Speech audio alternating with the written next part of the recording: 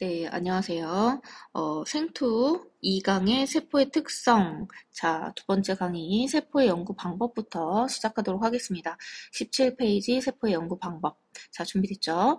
세포를 연구하는 방법에 대해서 살펴볼 건데요. 총 세 가지입니다. 현미경, 그 다음에 세포 분해법, 그리고 세 번째 자기 방사법. 이렇게 세 가지 살펴볼 거고요.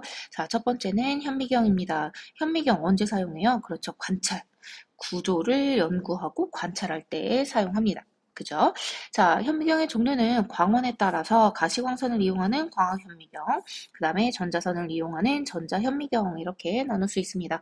광학현미경의 원리 살펴볼까요? 자, 시료를 투과한 과시광선을 대물 렌즈와 저반 렌즈로 확대해서 관찰하는 것, 이게 광학현미경이죠.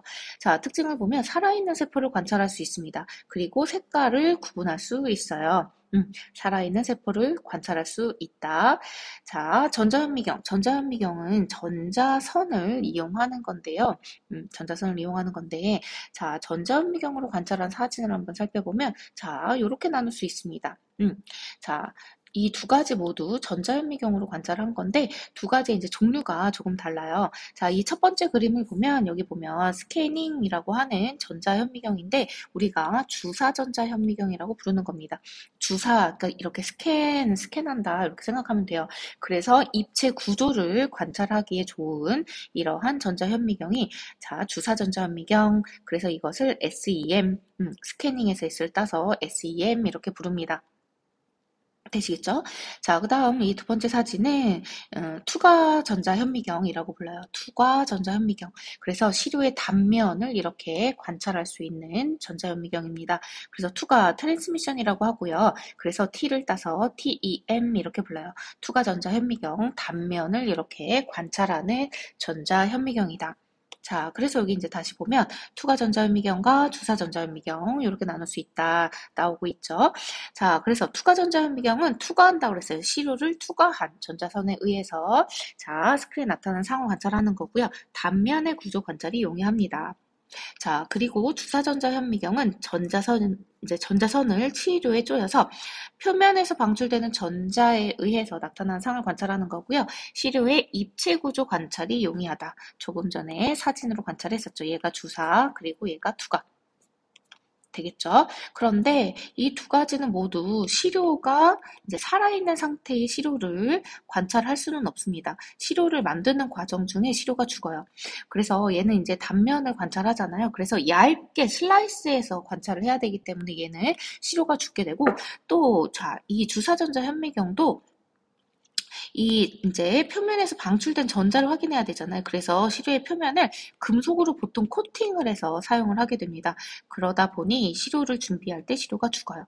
그래서 얘네 둘은 이제 살아있는 세포를 관찰할 수는 없다. 대신에 우리 광학현미경 어때요? 살아있는 세포를 관찰할 수 있다. 그래서 이러한 차이가 있습니다.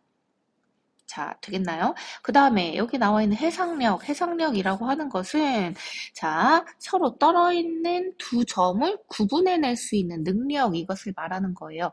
자, 광학현미경의 해상력이 0.2 마이크로미터 이렇게 나와 있는데 이 얘기는 자, 0.2 마이크로미터, 여기 떨어진 거리가 0.2 마이크로미터. 자, 0.2 마이크로미터 떨어져 있는 두 점은 이것을 서로 구분해서 볼 수 있는 이러한 능력, 이것을 해상력이라고 부릅니다. 자, 전자현미경. 자, 전자현미경 중에 투과 전자현미경을 보니까 0.0002 마이크로미터 이렇게 나와 있어요. 그러면 얘네 둘의 지금 해상력이 이렇게 나와 있는데 둘 중에 누가 더 해상력이 높은 걸까요? 더 뛰어난 걸까요? 그렇죠. 투과 전자현미경의 이 해상력이 더 뛰어난 겁니다. 다시 말하면 해상력에 나와 있는 이 숫자가 작은 것이 숫자가 작은 것이 해상력이 더 뛰어난 것이다 라고 볼 수 있어요. 자, 이게 무슨 얘기야? 얘는 0.0002 마이크로미터 떨어져 있는 두 점도 구분해서 볼 수 있는 거잖아. 그러니까 해상력이 더 높은 거죠. 해상력이 더 뛰어난 겁니다.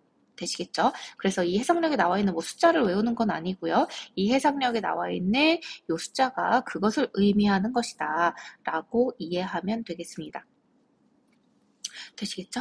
자, 이거는 이제 전자현미경 사진이었고요. 요거는 광학현미경의 사진입니다. 그래서 첫 번째 보이는 이게 이제 일반 광학현미경으로 관찰을 하는 거고, 이제 지금 얘는 염색을 안 한 거예요. 그러니까 잘 구분이 되지 않죠. 자, 두 번째는 염색을 하고 관찰하는 겁니다. 훨씬 더 이 구분해서 볼 수 있죠. 그죠? 자, 그 다음 세 번째, 이 세 번째와 네 번째 나와 있는 요 광학현미경 사진은 위상차 현미경이라고 불러요. 그래서 광학현미경의 종류인데, 요 앞에 우리 교재에 보면 위상차 현미경 이렇게 나와 있죠. 그래서 세포 부위에 따라 굴절 차이가 생기고, 그러면서 명암의 차이가 생깁니다. 대비가 일어나요. 그래서 이러한 굴절 차이는 그 물질의 밀도 차이 때문에 생겨나거든요. 그래서 이러한 명암 차이를 나타내서 이제 염색을 하지 않아도 뚜렷하게 관찰할 수 있는 이러한 특징을 가집니다. 어때요? 염색하지 않은 거거든요. 그런데 얘네들의 이러한 이제 밀도 차이에 의해서 어때? 굴절의 차이가, 빛의 굴절의 차이가 생기게 되고, 그러면서 명암 대비가 이렇게 일어나는 이런 현미경입니다. 그 다음에 마지막 나와 있는 이 사진은 형광현미경 사진이에요. 그래서 형광물질로 염색해서 이렇게 관찰하는 이러한 현미경입니다. 되겠죠? 자, 그 다음 이제 이 앞에 보면, 자, 우리가 육안으로 볼 수 있는 이 크기의 범위, 그리고 광학현미경으로 이렇게 관찰할 수 있는 범위, 자, 그리고 전자현미경으로 관찰할 수 있는 범위, 요걸 이렇게 나타낸 거예요. 그래서, 자, 육안으로 볼 수 있는 이러한 범위가 이제 가장 큰 세포라고 한다면 우리가 개구리알, 자, 볼 수 있는데, 이제 개구리의 수정란이죠. 개구리의 알, 자, 이것까지 개구리 알 같은 경우에 보통 1mm보다 약간 큰 정도, 자, 요 정도 되거든요. 자, 그럴 때, 요 개구리 알까지 우리가 육안으로 이렇게 관찰을 할 수 있고, 그리고 이제 광학현미경 같은 경우에는요, 이제 보통 가장 작은 세균, 자, 요 정도 이렇게 볼 수 있는데, 이 고해상난 현미경 같은 경우에는 이제 세포 소기관까지도 이렇게 살펴볼 수 있습니다. 자, 그리고 전자현미경이 보다 더, 이러한 분자까지도 단백질 분자나 지방 분자, 이러한 분자까지도 관찰할 수 있는 이러한 전자현미경, 관찰할 수 있는 범위에 대해서 이렇게 살펴보았습니다. 자, 그럼 이제 현미경 넘어가고요. 두 번째 세포 분해법 요거 들어갈게요. 세포 분해법 같은 경우에는 세포를 분리해서 획득한다 이런 뜻이고요. 그럼 뭘 분리해서 뭘 획득해? 그렇지, 세포 소기관. 세포 소기관을 이제 분리해서 얻어낸다 이런 뜻입니다. 되겠죠. 그래서 세포의 성분을 분석하고요. 소기관의 구조를 연구하고 기능을 연구할 때 사용합니다. 그러니까 세포 소기관을 연구하려면 어때? 일단 이 소기관을 얻어내야 되겠지. 그래서 이때 세포 분해법을 사용한다. 자, 그래서 세포 분해법은요, 원심 분리를 통해서 세포 소기관을 크기와 밀도에 따라서 분리하는 거야. 그러니까 원심 분리를 통해서 이렇게, 자, 가라앉는 것과 그 다음에 위에 떠 있는 것, 그래서 가라앉은 것을 분리해낸다. 이런 뜻이죠. 자, 그래서 동물세포 먼저 세포 분해를 하게 되면 일단 세포를 파쇄합니다. 세포를 파쇄해서 자, 이것을 원심 분리기에 넣고 원심 분리를 하는 거예요. 그래서 자, 천쥐라고 하는 이건 중력과 속도고요. 속도를 이야기하는 겁니다. 자, 그래서 이제 속도 그리고 이제 10분의 시간 동안 이렇게 원심 분리를 하게 되면 자, 제일 먼저 핵이 가라앉습니다. 가장 크고 무겁기 때문에 핵이 먼저 분리되는 거예요. 자, 그 다음 이제 속도를 높입니다. 속도를 높이고 더 시간을 길게 해서 분리하게 되면 이번에는 미토콘드리아가 이렇게 분리됩니다. 자, 또다시 속도를 높여요. 더 오랜 시간 분리하면 이제 소포체가 분리되고요. 자, 그 다음 그러니까 지금 계속 이 분리된 세포 소기관 말고 이것을 상층의 이제 상층액이라고 부르거든요. 이 상층액을 가지고 또다시 원심 분리를 하는 겁니다. 그러면 이 원심 분리에 의해서 미토콘드리아가 분리되고 또다시 이 상층액을 또다시 분리하는 거야. 되겠지? 자, 그래서 이제 여기 이 상층액을 또 분리하게 되면 이번에는 이제 크기가 작은 리보솜도 이렇게 분리를 해낼 수 있다. 그래서 동물세포에서 분해되는 순서를 보면요. 가장 크고 무거운 게 핵이다. 그래서 핵부터 그 다음 미토, 그 다음에 수포체, 그 다음에 리보솜 이러한 순서로 분리가 되는 것을 알 수 있습니다. 자, 그 다음 식물세포의 경우에는요. 자, 세포 소기관 핵이 분리되고요. 미토, 소포체, 리보솜 분리되는 순서는 똑같고요. 대신에 엽록체가 분리되는, 자, 엽록체를 가지고 있으니까, 자, 엽록체가 분리되는 이제 구간을 볼 수 있는데, 엽록체는 미토보다는 크기가 크고 무겁습니다. 그래서 핵과 미토 사이에서 엽록체가 분리된다. 우리 이제 뒤에 단원에 가면 세포 소기관을 배울 건데 이 엽록체가 미토보다는 이제 크기가 큰 것을 볼 수 있어요. 그래서 핵과 미토 사이에서 엽록체가 분리된다. 그치? 그러면 식물세포가 가진 것도 뭐 있어? 그죠? 세포벽이 있죠? 자, 세포벽은요, 먼저 이 원심 분리하기 전에 세포벽을 제거하고 시작을 합니다. 세포벽을 제거하고 그래야 이제 안에 있는 이 세포 소기관들을 분리해낼 수 있으니까 세포벽을 제거하고 자 세포 파쇄액을 가지고 원심 분리를 시작한다는 것. 자, 이렇게 봐주면 됩니다. 되겠죠? 자, 그러면 이 세포, 자, 파쇄액을 만들 때, 자, 어떻게 만드느냐, 그걸 볼 텐데, 일단 세포와 농도가 같은 설탕 용액을 사용합니다. 왜 그렇겠어? 삼투에 의해서 세포가 파괴되는 것을 막기 위해서 그렇습니다. 세포 소기관들이 망가지는 것을 막기 위해서, 자, 농도가 같은 설탕 용액에다가, 자, 집어넣고요. 자, 그 다음, 저온에서 파쇄한다. 자, 저온에서 파쇄하는 이유는 뭐냐면, 이렇게 세포를 파쇄할 때 열이 마찰열에 의해서 열이 발생한단 말이에요. 그래서 이런 열이 발생해서 세포 소기관이 또 이제 망가지는 것을 막기 위해서 저온에서 이렇게 파쇄한다. 자, 그래서 이렇게 세포 분해법 자 살펴보았습니다. 그 다음은 이제 세 번째 자기방사법. 자기방사법 뭡니까? 방사성 동위원소를 사용하는 거지.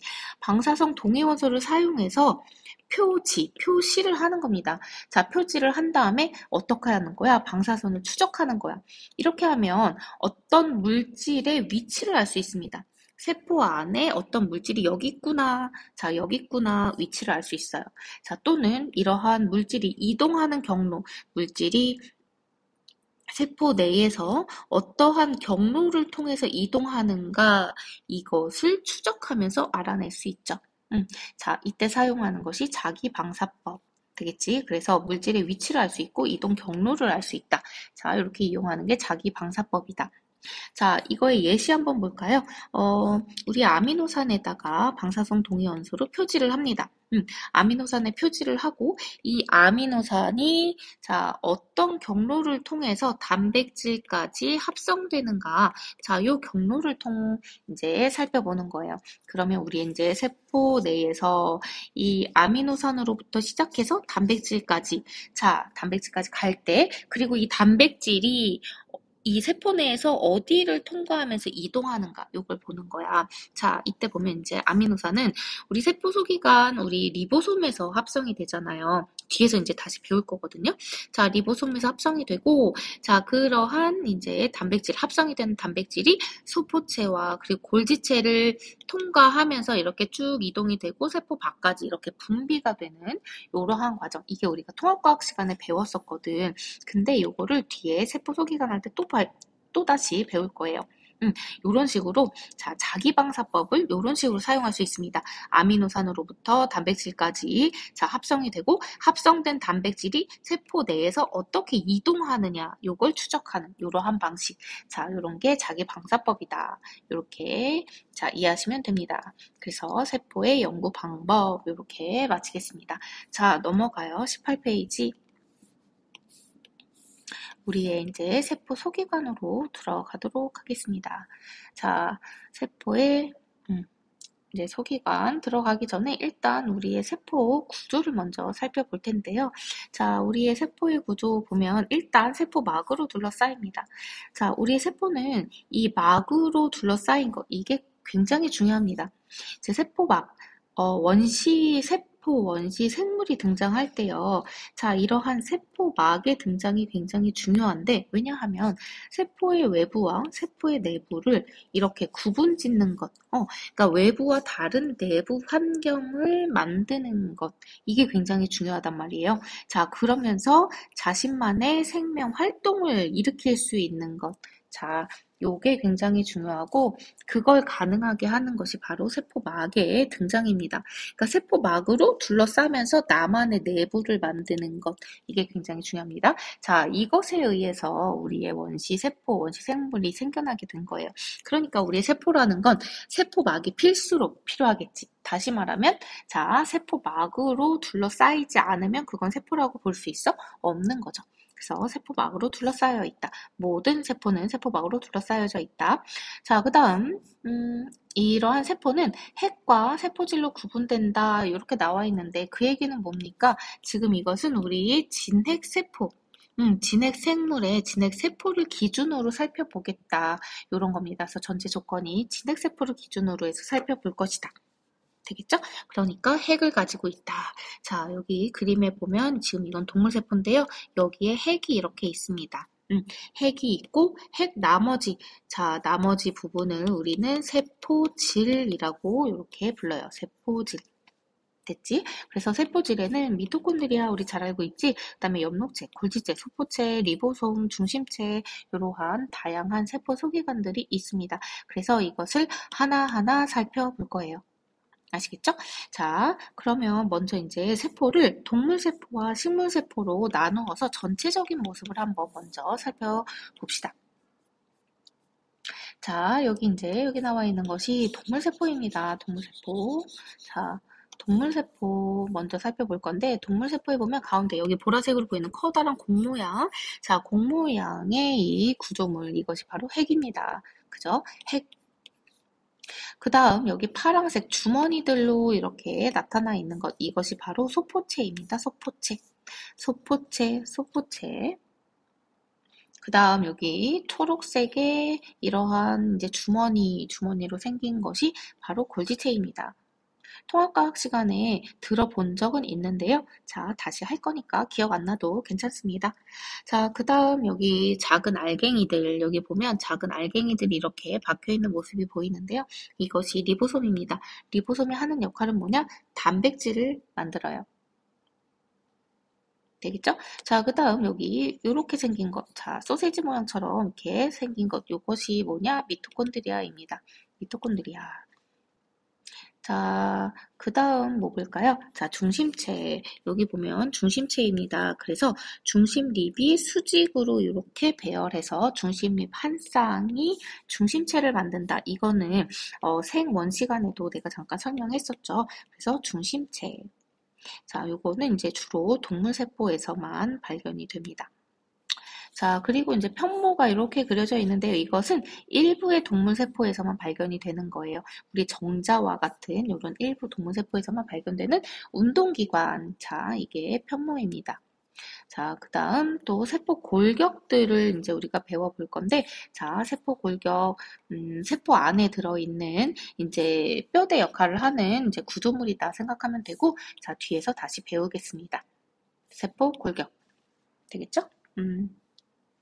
자, 요렇게 이제 동물세포고, 그리고, 자, 제일 중요한 거, 처음에 얘기했던 원형질막, 세포의 막을 얘기하는 겁니다. 그죠? 자, 세포막 또는 원형질막, 이렇게도 이제 얘기할 수 있습니다.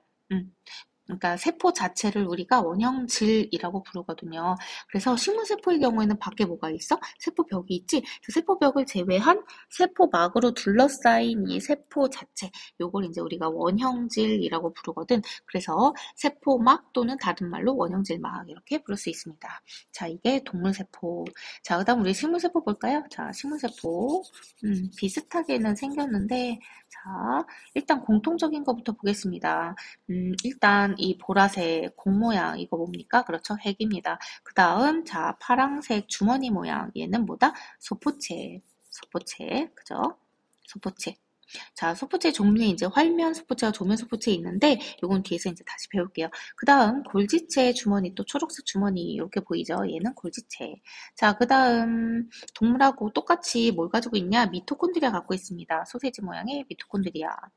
자, 그 다음 요거 뭡니까? 그쵸? 엽록체입니다. 엽록체. 그죠? 자, 여기 보니까 크기가 어때요? 미토에 비해서 이 엽록체의 크기가 큰 것을 볼 수 있죠? 그래서 앞에서 배웠던 세포 분해법 할 때, 자, 핵과 미토 분리되는 그 사이에 엽록체가 분리되었던 거, 자, 잘 기억을 하셔야 되겠습니다. 그래서 엽록체, 그 다음, 뭐가 있냐? 리보솜, 그쵸? 자, 리보솜, 이렇게 공통적으로 가지고 있는 리보솜. 자, 그 다음, 이제 또 뭐 볼까요? 네, 세포막 공통적으로 가지고 있죠. 자, 그 다음, 식물만 가지고 있는 거, 세포벽. 자, 세포벽, 식물만 가지고 있습니다. 자, 그리고, 우리 살펴봤던 엽록체, 식물만 가지고 있죠. 자, 그 다음, 또 여기 이제 중앙에 이렇게 커다란 또, 자, 주머니, 이제 낭이 있는데, 이 주머니가 바로 액포입니다. 자, 액포라고 부르는 거고, 중심에 큰 이러한, 자, 액포는 중심 액포라고 불러요. 그래서 이러한 중심 액포는 작은 액포들이 모여가지고 하나로 합쳐져서 큰 액포가 되는 겁니다. 됐나요? 자, 그래서 우리의 식물 세포 이렇게 살펴보았습니다. 그죠? 자, 그럼 우리 교재에 나와 있는 세포 그림으로 한번 살펴보겠습니다. 다시 한번. 자, 우리 동물 세포와 식물 세포. 자, 공통적인 거 뭐 있었어요? 그렇죠. 세포막 있었죠. 세포막. 그 다음 우리의 뭡니까? 핵. 자, 공통적인 거 핵.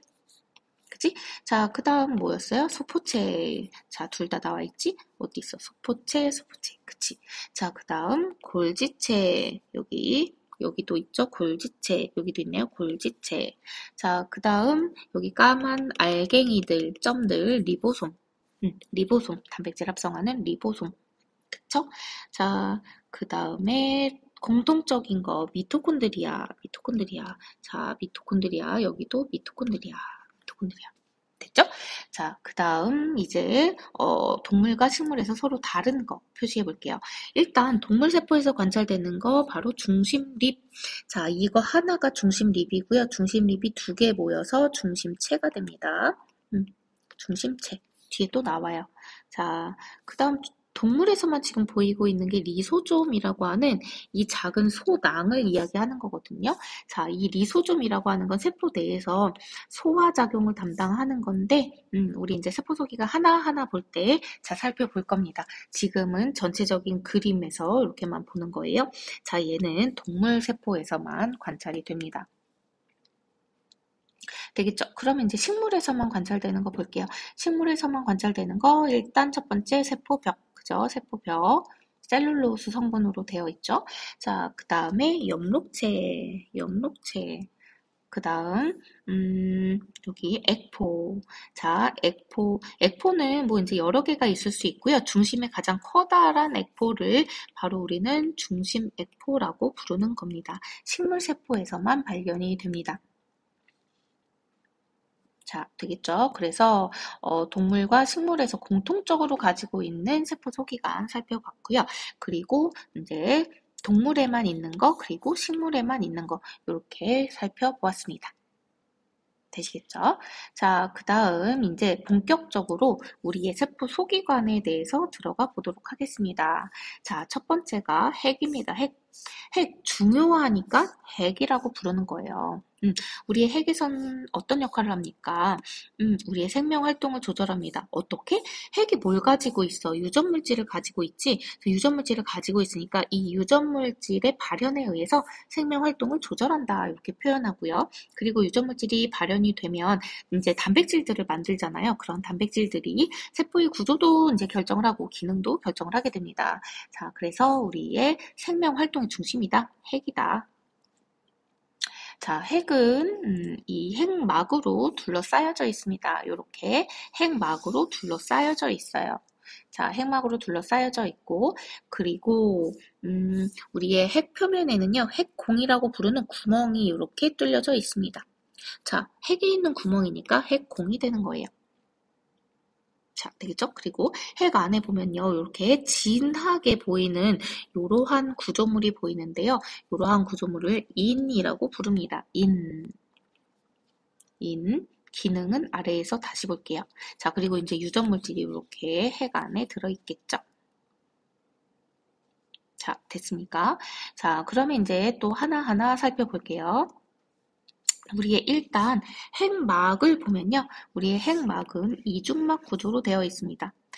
막이 이중으로 되어 있다는 거야. 그래서 이 그림처럼 외막과 내막으로 이루어져 있습니다. 그러니까 우리의 이제 세포막을 비롯해서 모든 생체에 있는 막들은 인지질 이중층으로 이렇게 생긴 거예요.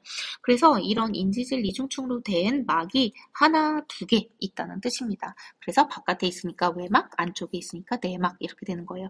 자, 그리고 핵의 표면에는 구멍이 뚫려져 있다고 했는데 그것을 핵공이라고 했다고 그랬죠.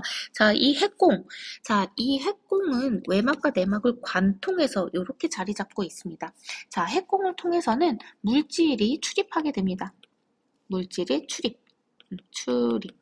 자, 대표적으로 뭐가 있을까요? 자, 우리의 핵 안에 뭐가 들어있어? DNA가 들어있지? 자, DNA가 발현되면, 그러니까 전사가 되면 mRNA가 만들어집니다. 이 mRNA가 이 핵공을 통해서 이렇게 쭉 빠져나오는 거예요. 자, 빠져나온 다음에 누구랑 만날까? 그렇지, 리보솜과 만나는 겁니다. 리보솜과 mRNA가 만나면 어떻게 돼? 번역이 일어나겠지. 그쵸? 그러니까 이런 식으로 이제 mRNA와 같은 이러한 물질의 출입이 일어나는 이곳이 바로 핵공이에요. 그러니까 이 물질이 드나들어야 되잖아. 구멍이잖아. 그러니까 외막과 내막을 관통해서 이렇게 있어야 물질이 핵의 안쪽과 바깥쪽으로 드나들 수 있겠지. 그래서 자, 관통하고 있다. 그리고 이렇게 핵공을 만들고 있는 요런 이제 요런 것들, 이것들이 이제 다 단백질이거든요. 그래서 이 핵공을 만드는 이 단백질의 복합체, 그래서 이것을 핵공복합체 이렇게 부릅니다. 핵공복합체. 핵공복합체가 핵공을 이렇게 형성하는 거예요. 이해할 수 있겠죠? 자, 그러면 핵의 그림 한번 살펴볼까요? 지금 여기 이제 나와 있는 그림입니다.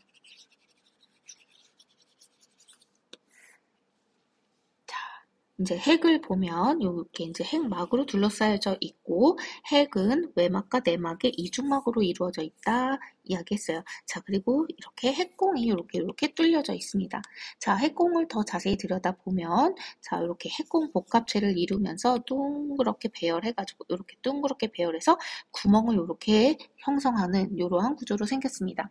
그리고 핵막의 이제 표면에 우리 리보솜이라고 부르는 이 세포 소기관도 핵막에도 이렇게 붙어 있어요. 되겠지? 자, 그리고 여기 보면 이제 소포체가 있는데 소포체 중에 조면 소포체라는 건 거친면 소포체라고 부르는 건데 뒤에 다시 나옵니다. 조면은 이제 한자말로 거친면은 조면이라고 부르는 건데 이건 몰라도 되고 거친면 소포체는 뒤에서 이제 다시 배울 건데 여튼 지금 하고자 하는 얘기는 이제 핵과 소포체가 이렇게 붙어 있는데요. 자세히 보면 자, 이 그림을 자세히 보면 핵막에 있는 외막과 자, 이거는 소포체거든요. 소포체의 막이 이런 식으로 연결이 되어 있습니다. 자, 그러다 보면 어떤 일이 생기냐면요. 자, 핵의 외막과 내막의 사이 공간, 막과 막 사이 공간, 요 공간하고, 그 다음에 소포체의 내부를 소포체의 내강, 이렇게 부르거든요. 소포체의 내강이 어때? 이렇게 이어져 있는, 자, 요러한 형태로 생겼어요. 신기하죠? 자, 이렇게 핵에 있는 외막과 그 다음에 소포체의 막이 이렇게 연결돼 있다. 그래서 핵의 막 사이 공간과 소포체의 내강이 연결되어 있다. 이런 구조로 생겼다. 자, 그 다음 이제 핵의 내부를 이렇게 보겠습니다. 핵의 내부에 보면 이렇게 진하게 보이는 이 부분이 있고요. 이것을 인이라고 합니다.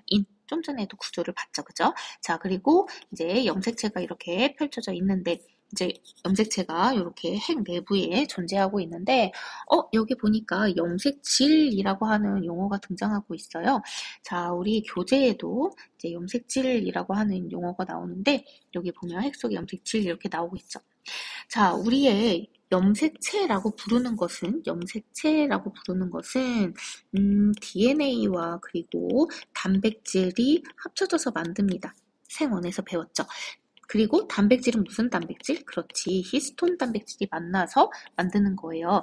자, 그래서 얘가 실처럼 풀어져 있으면 이것을 염색사라고 불렀었습니다. 그죠? 그리고 이것이 응축돼가지고 털실처럼 이렇게 이제 고도로 응축이 됐어. 그래서 이런 모양을 만들지, 이런 모양으로 만든 거. 이게 뭐야? 그렇죠. 염색체입니다. 염색체. 그래서 실처럼 풀어져 있는 건 염색사 이거니까 상태에 따라서 이름을 붙이는 거야. 그래서 실처럼 풀어져 있네 해서 염색사. 자, 뭉쳐져 있네 염색체. 그리고 이러한 걸 다 묶어서 요것의 본체를 바로 염색질이라고 부르는 겁니다. 이해돼요? 자, DNA와 단백질이 합쳐진 요 본체를 우리가 이제 염색질, 자, 이걸 이제 크로마틴이라고 하거든요. 염색질이라고 부르는 거고, 자, 이러한 염색질이 상태에 따라서 풀어져 있으면 염색사, 응축되어 있으면 염색체, 이렇게 부르는 거다. 이해되겠죠? 네, 그리고 이제 세포 내부, 이제 핵 속에 인이 존재한다. 그럼 자꾸 아까부터 이게 있다고 하는데, 인에서 하는 일이 뭐냐? 자, 인은 핵 안에서 단백질과 RNA가 많이 모여있는 부분이고요. 자, 여기에서 바로 리보솜을 만듭니다. 리보솜을 만들어요. 자, 그럼 이제 우리 리보솜이라고 하는 것은 이제 아래에도 다시 이제 등장하는데, 리보솜은요, RNA와 단백질로 만들어져 있거든요. 그리고 리보솜을 만드는 RNA다 해서 rRNA라고 부릅니다. 통합과학 시간에 내가 설명한 적이 있어요. 자, 그래서 이렇게 만들어져 있는데 바로 이 리보솜을 형성한 RNA가 우리의 인에서 만들어집니다. 그러니까 이 RNA를 만든다고 했는데, 인에서 RNA를 만든다고 했는데, 이 RNA를 만드는 방법이 뭐겠습니까? 그렇죠. 자, 바로 DNA에서 전사의 방법으로 RNA를 만드는 거고, 이게 이제 리보솜을 만드는 RNA니까 바로 rRNA라고, 이제 발음이 꼬이죠. rRNA라고 부르는 겁니다. 되겠죠? 그래서, 자, 다시 이 그림에서 한번 살펴보면, 우리의 염색질이 여기 이제 다 이렇게 존재하고 있어요. 염색질이 이렇게 이제 여기 분포하고 있고, 특히 리보솜을 만드는 RNA, 그 rRNA에 대한 정보를 갖고 있는 DNA들은 여기 이제 위치하고 있는 거지. 인에. 그래서 이 인에 위치하고 있는 DNA, 여기에서 rRNA가 전사되어서 만들어지는 겁니다. 자, 그리고 또한 리보솜을 구성하는 게 또 단백질도 있다고 했죠. 자, 이 단백질은 핵의 바깥에서 만들어집니다. 왜? 이 단백질을 만드는 건 누구야? 리보솜이잖아. 그치? 그래서 핵 밖에 있는 리보솜에서 이 리보솜을 만드는 단백질을 합성해가지고 그 단백질이 이렇게 들어오는 거야. 그래서 이 단백질이 이 인으로 와가지고 여기에서 만들어진 rRNA와 이 단백질이 조립되면 뭐가 되겠어? 그렇지, 리보솜이 만들어지는 거예요. 이해되죠? 그래서 여기에서 이렇게 조립한 리보솜이 다시 핵공을 통해서 또다시 빠져나가서 진짜 우리의 그 리보솜으로 기능을 하는 겁니다. 되겠죠? 그래서 리보솜 합성에 관여한다. 자, 그리고요, 이는요, 특징이 막이 없는 상태입니다. 이제 막으로 둘러싸여져 있지 않고, 이렇게, 핵 안에서 단백질과 RNA가 많이 모여있는 부분이다. 이렇게 생각하면 돼요. 되겠죠? DNA도 당연히 여기 위치하고 있고요. 자, 그래서 우리 이제 생명 활동의 중심이다. 핵에 대해서 자, 요렇게 이야기를 해보았습니다. 핵의 구조와 기능 이렇게 이야기했어요. 자, 그러면 이제 한 가지 더 우리의 핵이 생겨난 기원에 대해서 한번 살펴보도록 하겠습니다. 핵이 생겨난 기원. 자, 핵이 생겨난 기원 이것은 이제 생각해 보면. 일단 우리의 이제 원시 생명체가 있었겠죠. 원시 생명체. 우리의 원시 생명체는 당연히 자 원핵 세포였을 겁니다. 자 원시 생명체 이것은 이제 원핵 세포, 원핵 생물로 이렇게 이제 진화를 했을 거고요. 자 이제 우리의 원핵 세포로부터 진핵세포가 이제 만들어지는 거야. 진핵생물이 만들어지는 거야. 자, 이 원핵으로부터 이제 진핵이 이렇게 생겨나게 된 요 기원, 요걸 이제 살펴볼 겁니다. 자, 어떻게 생겨났냐? 자, 원래 있던 이 원핵세포로부터요. 원핵세포로부터 더 간단하니까, 구조가 간단하니까 당연히 원핵세포가 먼저 생겼겠지. 자, 원핵세포가 있었습니다. 원핵세포에 세포막이 이런 식으로 하암입이 일어납니다. 세포막에 하암입이 이런 식으로 일어나요. 하암입이 이렇게 일어나. 그래서 얘가 똑 떨어져. 그러면 주머니가 이런 식으로 이제 이렇게 생겨날 수 있겠지. 자, 그리고 우리의 유전물질이 이렇게 있잖아요. 그래서 유전물질 중요하니까 지금 요렇게 세포막의 함입으로 생겨난 이러한 소낭들, 이러한 소낭들이 배열을 해가지고 이렇게 유전물질을 감싸게 됩니다. 그래서 생겨난 게 바로 핵이에요. 그래서 이러한 소낭들이 이렇게 배열해서 핵을 만들다 보니까 자, 어때? 어때? 막이 두 개가 생기는 거야. 소낭들이 이렇게 배열해서 핵을 쭉 만들다 보니까 막이 바깥의 막, 그 다음에 안쪽 막, 외막과 내막 이렇게 이중막이 생겨나게 된 계기가 이런 식으로 핵이 만들어졌기 때문에 그렇습니다. 이해돼요? 자, 그래서 요렇게 이제 만들어진 핵, 요런 식으로 생겨났다 해서 이것을 뭐라고 설명하냐면 막진화설이라고 설명합니다. 세포막으로부터 진화되어서 만들어졌다. 자, 그렇게 요런 식으로 이제 핵이 생겨나게 되면서 이제 뭐가 만들어지겠습니까? 그렇지, 이제 진핵생물이 등장하게 되는 거죠. 이해되죠? 자, 그래서 원시 생명체로부터 우리의 이제 원핵세포가 먼저 생겨났고, 얘가 이제 살다가, 막진화설에 의해서 핵이 생겨났고, 그러면서 우리의 진핵세포로 이제 진화가 되었다. 요렇게 설명합니다. 그래서 우리의 이제 핵이 생겨난 이제 기원까지 이야기를 했습니다. 자, 이번 강의는 여기 핵까지 하고요. 그 다음 우리 이제 리보솜부터 다음 강의에서 이어서 하겠습니다.